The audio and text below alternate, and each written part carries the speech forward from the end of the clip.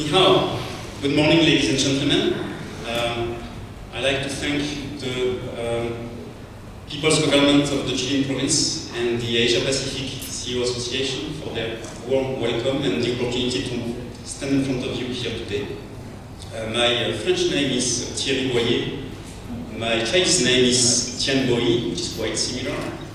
I represent Monsanto, a company that is 100% dedicated to agriculture and food production. So I'm here this morning to briefly talk about the challenge of food security in China. You might wonder what food security has to do with urbanization. Actually, there is a direct link. When the land is used to build or expand cities, it's not used for farming anymore. At the same time, when people move from the countryside to the cities, there are less people to farm and produce food. So we face a labor shortage. So actually the urbanization is participating to the challenge we are facing as an agricultural industry to produce food.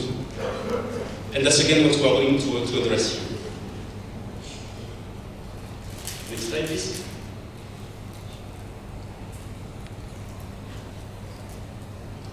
Okay.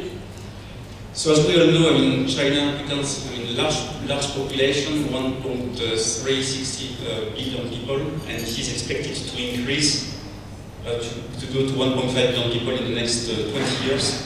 So large and increasing population, and at the same time rapid economy, driving a change in the way people eat. The diet is improving. People want to eat more diversified food, more meat, more milk, more eggs.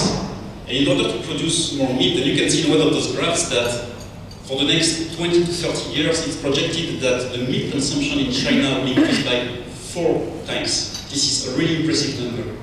And to produce meat, you need grain, a lot of grain.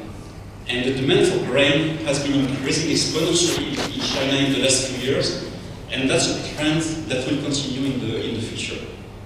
So large and increasing demand for food in China. Next slide, please.